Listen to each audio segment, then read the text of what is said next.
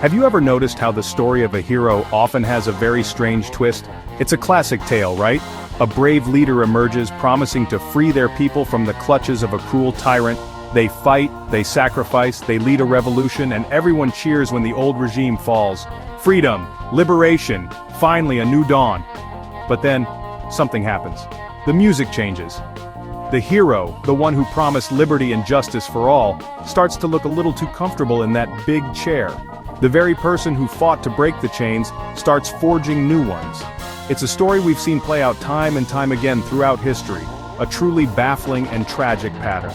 This isn't just a plot from a movie, it's a real-life phenomenon. Sometimes the people who fight the hardest for freedom end up being the ones who take it away. It's one of history's greatest ironies, isn't it? The liberator becomes the oppressor. The revolutionary becomes the dictator. It's like a political version of that saying, you either die a hero, or you live long enough to see yourself become the villain. It makes you wonder, what is it about power that can so completely transform a person? Is it the pressure, the paranoia, or was the seed of tyranny there all along, just waiting for the right moment to sprout? Today, we're going to dive deep into this paradox. We're going to look at 10 historical figures who started their journeys as celebrated freedom fighters, as beacons of hope for their nations, only to pivot and become the very thing they swore to destroy. We'll explore their stories, their motivations, and the moments where everything changed. From the Caribbean islands to the heart of Africa, from Europe to Asia, this is a global story about the intoxicating and dangerous nature of power. So buckle up because we're about to explore some of the most shocking transformations in history. Let's start in the Caribbean, on the island of Cuba. In the 1950s, Cuba was basically America's playground, run by a dictator named Fulgencio Batista, who was backed by the United States. The country was rife with corruption and inequality. And into this scene steps a young charismatic lawyer with a beard and a vision, Fidel Castro. He wasn't just some guy complaining in a cafe, he was a revolutionary. He, along with Che Guevara and a small band of rebels, waged a guerrilla war against Batista's army. They were the underdogs, hiding in the Sierra Maestra Mountains, fighting for a free and sovereign Cuba. They promised land reform, literacy for all, and an end to American dominance. The Cuban people, tired of the old regime, rallied behind him. When Castro's forces finally marched into Havana in 1959, it was a moment of pure euphoria. People were dancing in the streets. It felt like a true liberation. Castro was hailed as a hero, a David who had defeated Goliath. He spoke of democracy and social justice, and for a moment, it seemed like Cuba was on the precipice of a golden age. He was the man who had given his country back to his people. What could possibly go wrong? Well, that's where the story takes its turn. The promises of free elections started to fade. Castro began consolidating power, and temporary revolutionary measures became permanent. Opposition newspapers were shut down, political opponents were imprisoned, exiled, or worse. The state seized private property and businesses, centralizing all economic control. The dream of a multi-party democracy was replaced by the reality of a one-party state, with Fidel Castro at its head for, well, pretty much forever. It was like he won the game, and then decided to take the ball and go home, locking the doors behind him. The man who had fought against a dictatorship had in effect built a new one.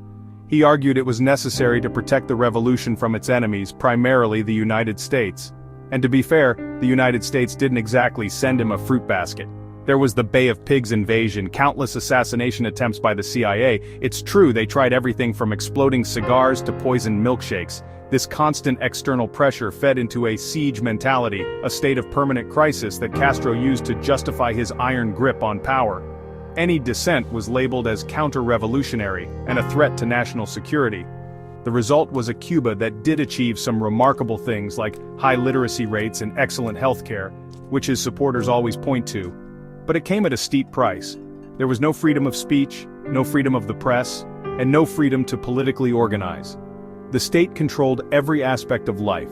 For nearly 5 decades, Fidel Castro ruled Cuba with absolute authority. He was the prime minister, the president, the commander-in-chief of the armed forces, and the first secretary of the Communist Party. He was the revolution, and the revolution was him. The young lawyer who had once been imprisoned by a dictator for fighting for freedom became the man who would imprison others for daring to ask for the same. The very ideals he championed in the mountains, liberty, freedom from oppression, became luxuries the Cuban people under his rule could not afford. It's a complex legacy, a story of a hero who liberated his people from one form of control only to subject them to another, all under the banner of the very revolution that was supposed to set them free. Now let's travel across the Atlantic to southern Africa, to a country that was once known as Rhodesia. For decades it was ruled by a white minority government under Ian Smith, a system of brutal racial segregation. The black majority had no voice, no rights, and no power. In this struggle for liberation, one of the most prominent figures to emerge was a former schoolteacher, a highly educated and articulate man named Robert Mugabe. He was a leader in the fight for independence, a man who spent more than a decade in prison for his activism. When he was released, he didn't give up. He led the Zimbabwe African National Union, or ZANU, in a long and bloody guerrilla war against the Rhodesian regime. To many, both inside Africa and around the world, Mugabe was a hero. He was an intellectual, a freedom fighter, a man who was leading his people out of the darkness of colonial oppression. When Zimbabwe finally gained its independence in 1980 and Mugabe became its first prime minister, there was immense hope. He even preached reconciliation, famously urging black and white Zimbabweans to turn our swords into plowshares. It was a beautiful moment. The future looked so bright. In the early years, things seemed to be going well. Mugabe invested heavily in education and healthcare, and for a while Zimbabwe was seen as a post-colonial success story, the jewel of Africa. But beneath the surface, the cracks were already beginning to show. The promise of reconciliation was quickly overshadowed by a ruthless consolidation of power. Mugabe saw his political rival, Joshua Nkomo, as a threat, so he unleashed his North Korean-trained 5th Brigade on Nkomo's supporters in a campaign of terror known as the Gukurahundi. Thousands of civilians were massacred. It was a brutal sign of what was to come. As the years went on, Mugabe's rule became increasingly autocratic and paranoid. He saw enemies everywhere. The economy began to falter, and instead of addressing the root causes, he looked for scapegoats. His most infamous move was the land reform program in the early 2000s. He encouraged the violent seizure of white-owned farms, which he claimed was a way to correct colonial injustices. But the land wasn't given to skilled farmers. It was handed out to his political cronies and supporters. The result was catastrophic. The country that was once the breadbasket of Africa was plunged into famine. The economy collapsed, leading to hyperinflation so bad that people were carrying wheelbarrows of cash just to buy a loaf of bread. The freedom fighter who had fought against a racist, undemocratic regime now presided over a system that crushed all dissent. Elections were rigged, opposition activists were beaten and killed, and the media was strictly controlled. Mugabe clung to power for 37 years, transforming from a celebrated liberator into a caricature of an African dictator, draped in expensive suits while his people starved. He became obsessed with power, once boasting that only God could remove him from office. He seemed to forget the very principles he fought for. In the end, it wasn't God who removed him, but his own military in a 2017 coup. He died 2 years later, leaving behind a nation in ruins. The story of Robert Mugabe is a profound tragedy. It's a cautionary tale of how a man who was once a symbol of hope and liberation can, through paranoia, greed, and a lust for power, end up destroying the very nation he helped to create. The jewel of Africa had lost its shine, tarnished by the very man who was supposed to make it gleam. Let's head to Europe, to the heart of one of the most famous revolutions of all time, the French Revolution. It was a chaotic, bloody, and transformative period. They overthrew a king, declared the rights of man, and chanted liberté, égalité, fraternité. Out of this whirlwind of change rose a brilliant, ambitious, and incredibly skilled military commander from Corsica, Napoleon Bonaparte. He was a product of the revolution, a man who rose through the ranks based on merit, not birthright, which was a revolutionary idea in itself. He was a military genius. He defended the young French Republic from its foreign enemies, the monarchies of Europe who were terrified that the French revolutionary spirit might spread. He won dazzling victories in Italy and Egypt, and the French people adored him. He was seen as the savior of the revolution, the one man who could bring stability and order after years of terror and chaos. In 1799 he seized power in a coup d'état, becoming first consul. He promised to uphold the ideals of the revolution while ending the endless political strife. And for a time, he did. Napoleon was a brilliant administrator. He created the Napoleonic Code, a legal framework that enshrined principles like legal equality, religious toleration, and the abolition of feudalism. It was a landmark achievement that influenced legal systems across the world.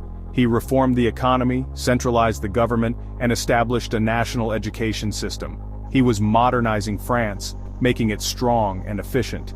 He was, in many ways, completing the work of the revolution, putting its ideals into practice. He was the son of the revolution, as he liked to call himself. But here's the thing about sons. Sometimes they rebel against their parents. And Napoleon's ambition knew no bounds.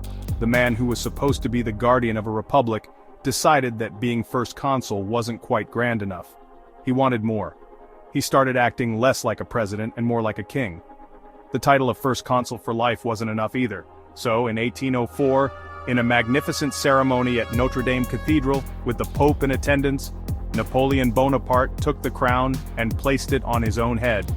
He became Napoleon I, Emperor of the French. The irony is almost too perfect. The revolution that had executed a king to create a republic had now produced an emperor with more absolute power than any Bourbon monarch before him. He created a new nobility, placing his family and loyal marshals on the thrones of the countries he conquered. The man who had defended France from foreign monarchies was now imposing his own dynastic rule all across Europe. The revolutionary wars to defend France's borders became the Napoleonic Wars to expand his empire. Liberté became a slogan used to justify French domination. Ultimately, his ambition led to his downfall. The disastrous invasion of Russia, the united opposition of Europe, and the final defeat at Waterloo ended his reign. But his legacy is a perfect example of our theme. He rose as a champion of revolutionary ideals, a man who brought order and progress. Yet his personal ambition and lust for power led him to betray the very republican principles he once defended. He went from being the revolution's most celebrated soldier to its self-crowned master, proving that sometimes the most dangerous threat to a revolution comes from within. Our next stop is Russia, and a revolution that honestly shook the entire world. In 1917, the centuries-old rule of the Tsars came to a crashing end. The Bolsheviks, led by Vladimir Lenin, stormed the Winter Palace and promised to create a new kind of society, a workers' paradise free from exploitation and inequality. It was, a radical vision of liberation for the oppressed masses. And among the key figures in this revolution was a man from Georgia, a tough and cunning operative who went by the name Stalin, which means man of steel. In the early days, Stalin wasn't the top guy. He was more of a background player, a skilled organizer and administrator. Lenin called him a gray blur. He was the party's general secretary, a role that others saw as boring and bureaucratic. But Stalin saw its potential. While other leaders like Trotsky were giving fiery speeches and leading armies, Stalin was quietly appointing his loyal followers to key positions throughout the party structure. He was building his power base, brick by bureaucratic brick, completely underestimated by his rivals. When Lenin died in 1924, a power struggle erupted for the soul of the revolution. And it was Stalin, the master of the party machine, who came out on top. He systematically outmaneuvered and eliminated all his opponents. Trotsky, his main rival, was exiled and later assassinated in Mexico with an ice axe. Other old Bolsheviks, the very men who had made the revolution alongside Lenin, were subjected to humiliating show trials, forced to confess to absurd crimes, and then executed. The revolutionary generation was devouring itself, and Stalin was holding the fork. Once he had total control, Stalin unleashed a transformation on the Soviet Union that was as brutal as it was massive. He launched forced industrialization and the collectivization of agriculture. Peasants were forced off their land and onto state-run farms. Those who resisted, the kulaks, were branded enemies of the people and were either killed or sent to labor camps. This policy led to a horrific famine, particularly in Ukraine, the Holodomor, that killed millions. The workers' paradise was built on a foundation of corpses. The man who helped overthrow the tyranny of the Tsar created a totalitarian state that was far more oppressive and far more deadly. Stalin's paranoia was legendary. He created the Gulag, a vast network of forced labor camps where millions perished from starvation, disease, and overwork. He unleashed the Great Purge, a wave of terror that targeted not just political opponents but anyone and everyone, engineers, artists, military officers, ordinary citizens. A knock on the door in the middle of the night could mean your life was over. No one was safe. Stalin transformed the promise of liberation into a nightmare of totalitarian control. He replaced the Tsar's secret police with his own, the NKVD, which was infinitely more efficient and ruthless. He cultivated a massive cult of personality with his image plastered everywhere. He was the father of nations, the shining sun of humanity. He had completely hijacked the revolution. He didn't just betray its ideals, he twisted them into a justification for absolute power and mass murder. The Man of Steel had forged a state of fear, becoming the revolution's ultimate gravedigger. Let's journey to the most populous country on Earth, China. For a century, China had been humiliated by foreign powers, carved up by imperialists and plagued by civil war. It was a nation in desperate need of a strong leader who could restore its sovereignty and dignity. That leader emerged in the form of Mao Zedong. He was a poet, a strategist, and a ruthless revolutionary who led the Chinese Communist Party on an epic struggle against both the ruling Nationalist Party, the Kuomintang, and the invading Japanese. The Long March, a grueling year-long military retreat, became the founding myth of Mao's revolution. It cemented his leadership and portrayed him and his followers as heroic survivors, committed to liberating the peasants of China. He promised to kick out the foreigners, end the corruption of the old government, and build a new, strong, and independent China where the masses were in control. After decades of war and suffering, this was, honestly, an incredibly powerful message.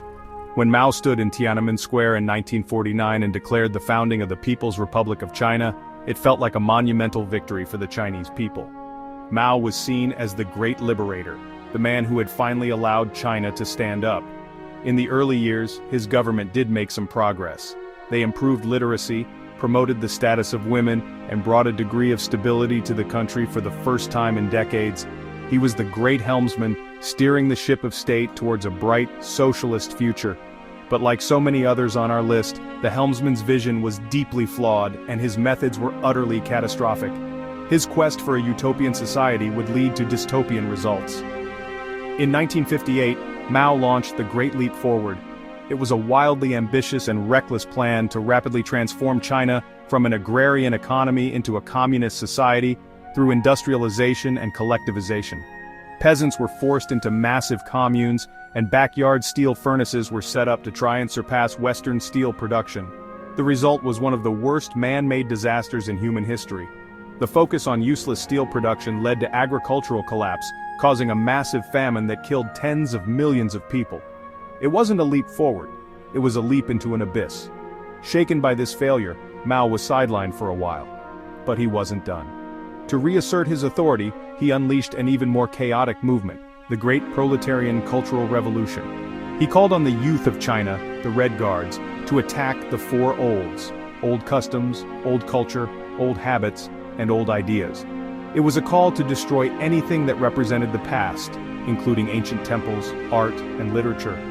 More than that, it was a call to attack his perceived enemies within the party. The Cultural Revolution plunged China into a decade of chaos, violence, and terror.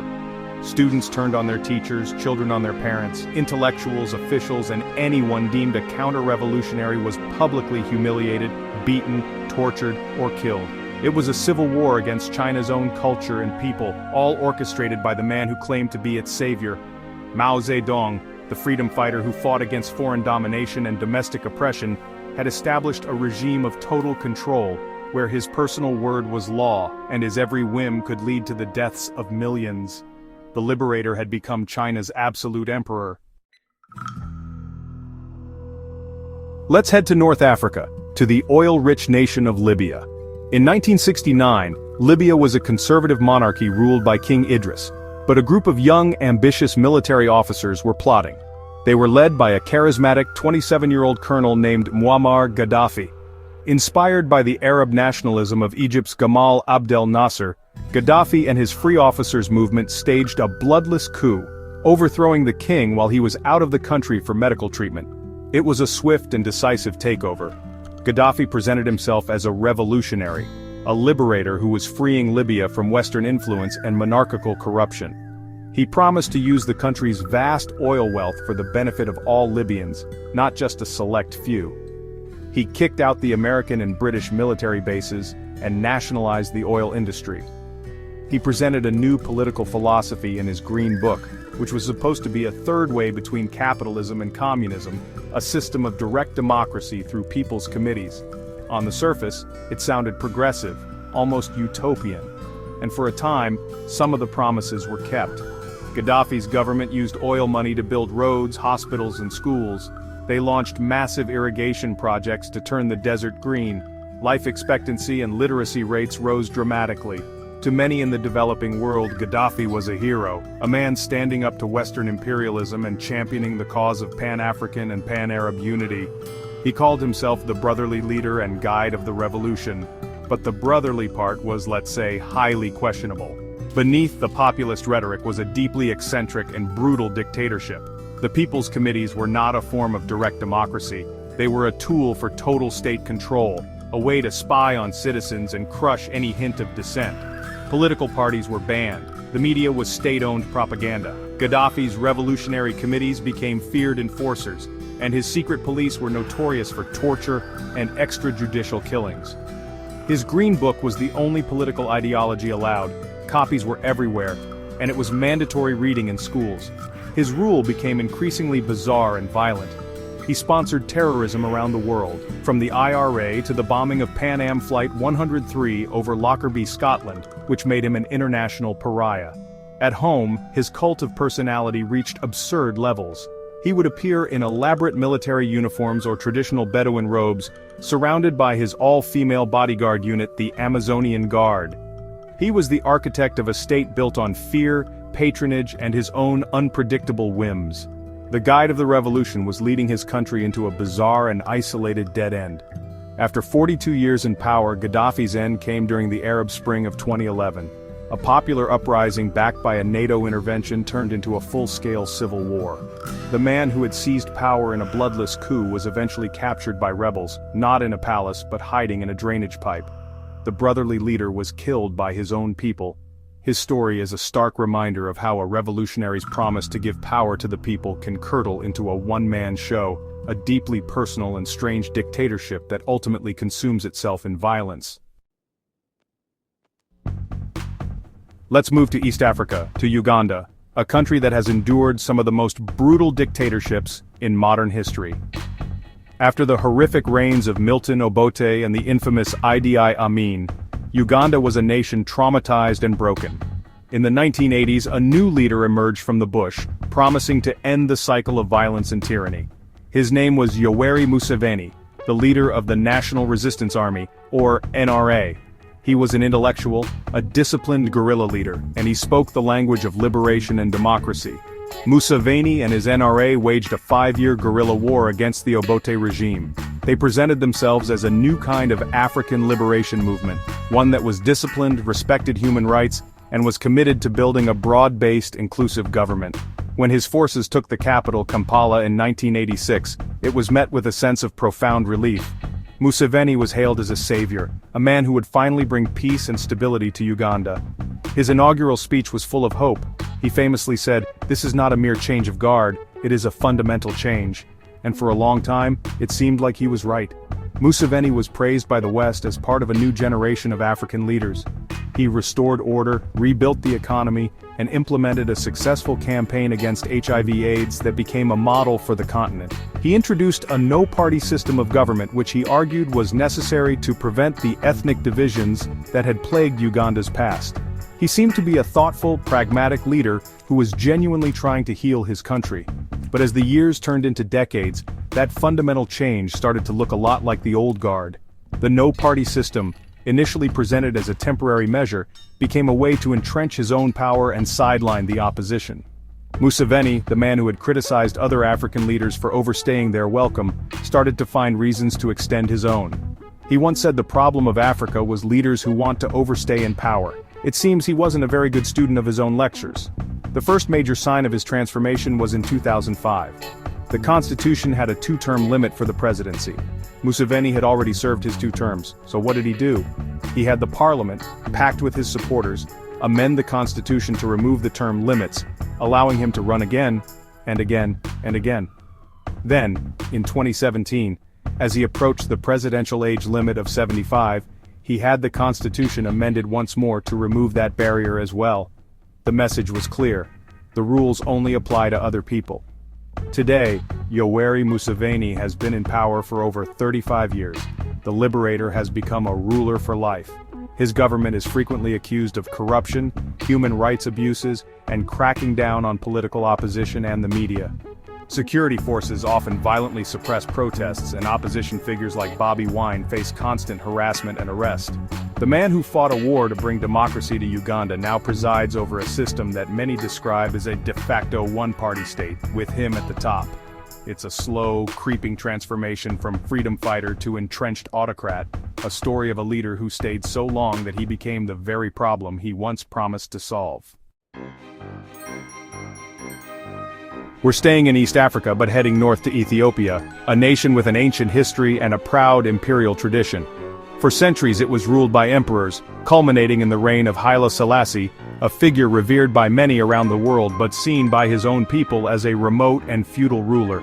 In 1974, a devastating famine exposed the weaknesses of his regime, and the Ethiopian military, a committee known as the Derg, seized power. They promised Ethiopia first, and a future free from feudalism. Among the leaders of the Derg, one man quickly rose to the top through sheer ruthlessness: Mengistu Haile Mariam. He was a low-ranking officer who became the face of the revolution. He was a fiery speaker who tapped into the deep frustrations of the Ethiopian people. He promised a new socialist society based on equality and progress. In a dramatic public gesture, he smashed bottles filled with red liquid symbolizing the blood of the imperialists and feudal lords, and declared the start of a violent campaign to secure the revolution. That campaign was the K Shibir, or the Red Terror. This wasn't just a political purge, it was a state-sponsored slaughter. Mengistu and the Derg set out to physically eliminate anyone suspected of being an enemy of the revolution. This included rival Marxist groups, students, intellectuals, and anyone who dared to question their authority. Caches of weapons were handed out to neighborhood committees or kebels, who were encouraged to kill counter-revolutionaries. The streets of the capital, Addis Ababa, literally ran with blood. The brutality was unimaginable. Bodies were left in the streets for days as a warning to others. Parents were forced to pay the government for the bullets used to execute their own children before they could claim their bodies for burial. It was a period of absolute horror, a reign of terror that made the old emperor's rule seem benign in comparison. The promise of liberation had morphed into a state-sanctioned bloodbath, all orchestrated by Mengistu, who had now consolidated his power as the undisputed dictator of Ethiopia. Like Stalin, his idol, Mengistu tried to force a rapid and brutal transformation of society. He nationalized all rural and urban land, destroying the old feudal system but replacing it with a rigid and inefficient state bureaucracy. His agricultural policies, combined with drought and civil war, led to another catastrophic famine in the mid-1980s, the one that prompted the We Are the World concert. While the world was singing to save Ethiopia, Mengistu's government was using the famine as a weapon, blocking aid to rebel-held areas and spending millions on a lavish celebration of his 10th anniversary in power. Mengistu's brutal rule lasted for 17 years, propped up by military aid from the Soviet Union. When the Cold War ended and his Soviet support vanished, his regime quickly crumbled. In 1991, as rebel forces closed in on Addis Ababa, he fled the country, eventually finding refuge in Zimbabwe, protected by his old friend Robert Mugabe. He was later tried in absentia by an Ethiopian court and found guilty of genocide. The man who promised to free Ethiopia from a feudal emperor had become a butcher, responsible for the deaths of up to 1.5 million of his own people. Let's turn to Spain in the 1930s, a country deeply and violently divided. After the fall of the monarchy, Spain became a republic, but it was a fragile one, torn between the political left, socialists, communists, anarchists, and the right, monarchists, conservatives, and fascists. This tension exploded into the Spanish Civil War in 1936, a brutal conflict that became a dress rehearsal for World War II, with Nazi Germany and fascist Italy supporting the right-wing nationalists and the Soviet Union supporting the Republic. The leader who emerged at the head of the nationalist cause was a cautious, cunning, and deeply conservative army general named Francisco Franco.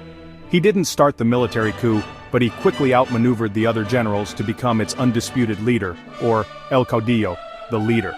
Franco framed his fight not just as a political struggle but as a holy crusade. He was fighting to save Spain from godless communism, from chaos, and from foreign influences. He was the defender of traditional Catholic Spain, a man fighting to restore order and national unity. To his supporters, Franco was a hero, a patriot who was rescuing Spain from the brink of collapse. He promised to create a new Spain, one that was strong, united, and free from the political turmoil that had plagued the Republic. He was the man who would bring peace, even if it was the peace of the graveyard. After 3 years of horrific fighting, his nationalist forces were victorious. The war was over, but Franco's war on his own people was just beginning. Once in power, Franco did not preach reconciliation. Instead, he unleashed a period of brutal repression known as the White Terror. He set out to systematically purge Spain of any and all Republican sympathizers. Hundreds of thousands were imprisoned in concentration camps, subjected to forced labor, or simply executed. The goal was not just to defeat his enemies, but to annihilate them, to erase their memory from the new Spain he was building. The freedom he fought for was the freedom for his vision of Spain to exist, and no other. For nearly 40 years, Franco ruled Spain as an absolute dictator. He banned all political parties except his own, the Falange. He crushed regional identities, forbidding languages like Catalan and Basque. The media was censored, labor unions were outlawed, and the Catholic Church was given a position of immense power and influence over society. His regime was a deeply conservative, authoritarian state that kept Spain isolated from the rest of Europe for decades. He was the Generalissimo, the supreme leader who had liberated Spain from democracy.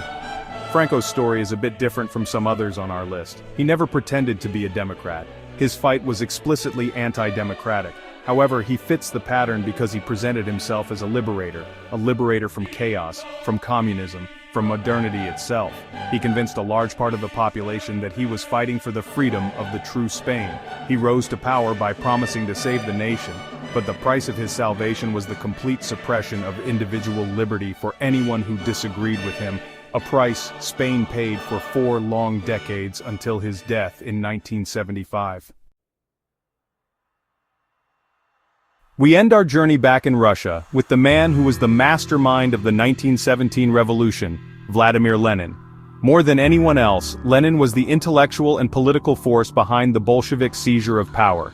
He was a brilliant theorist and a ruthless political strategist who dedicated his entire life to overthrowing the Tsarist autocracy and establishing a socialist state. His slogan of peace, land and bread resonated deeply with a Russian population exhausted by war, poverty, and inequality. Lenin presented himself and his Bolshevik party as the true champions of the working class and the peasantry, the vanguard that would lead them to liberation. When they took power, they did so in the name of the Soviets, or workers' councils, which had sprung up across Russia. It was supposed to be a new, higher form of democracy, a dictatorship of the proletariat where the masses would finally hold power. The initial decrees were radical and popular. They ended Russia's involvement in World War I, and they decreed that land belonged to the peasants. It seemed like a genuine revolution for the people. However, the dream of a multifaceted workers' democracy quickly soured. When the first and only free election was held for a constituent assembly, Lenin's Bolsheviks didn't win a majority. Their rivals, the socialist revolutionaries, did. Lenin's response was simple and brutal.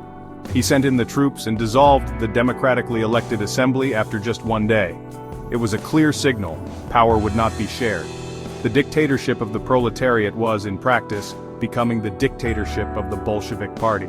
To consolidate his rule, Lenin unleashed the Red Terror, a campaign of mass arrests and executions targeting anyone deemed a class enemy.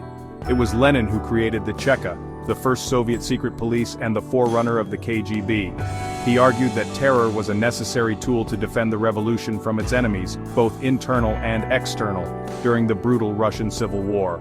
"We must not be afraid of mass terror," he wrote. He pioneered the use of concentration camps, not for extermination like the Nazis, but for isolating and punishing political opponents. Lenin was the architect of the one-party state. He banned all other political parties, including other socialist parties. He suppressed freedom of speech and the press, arguing that they were bourgeois luxuries that could be used against the revolution. He laid the institutional groundwork for totalitarianism. He believed that a small, disciplined party of professional revolutionaries knew what was best for the masses, and that any opposition to the party was, by definition, counter-revolutionary. While his reign was much shorter than Stalin's, Lenin created the system that Stalin would later perfect and take to its most horrific extremes. He was the one who established the principle that the party was supreme, that terror was a legitimate political tool, and that all power should be centralized. He was the brilliant revolutionary who fought to free Russia from the tyranny of one man, the Tsar, only to create a new, more efficient and more ruthless system of control under one party. The road to Stalin's gulags began with Lenin's vision of revolution. So there you have it. 10 stories, 10 leaders, 10 shocking transformations. From Castro's Cuba to Mugabe's Zimbabwe, from Napoleon's France to Mao's China, the pattern is disturbingly clear. The path from liberator to dictator is a well-trodden one. History shows us again and again that power can be a corrosive force, capable of changing even the most seemingly well-intentioned leaders. The very qualities that make a great revolutionary: unwavering self-belief, a clear vision, and a ruthless determination, can, once power is achieved, become the very seeds of tyranny. The lesson here isn't that all revolutions are doomed to fail or that all leaders are corrupt, but it is a powerful reminder of the fragility of freedom. It teaches us that good intentions are not enough. The promise of a better future can be used to justify horrific acts in the present.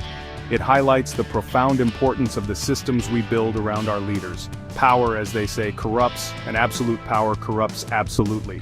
It's not just a cliché, it's a historical warning written in the blood and suffering of millions. This is why things like checks and balances, a free press, an independent judiciary, and the right to political opposition are not just abstract concepts. They are the essential guardrails that protect a society from the ambitions of a single person. They are the mechanisms that hold power accountable. As we look at the world today, it's crucial to remember these lessons. We must remain vigilant, question authority, and cherish the institutions that protect our freedoms, because as history has shown us, the hero who promises to save you can sometimes become the villain you need saving from.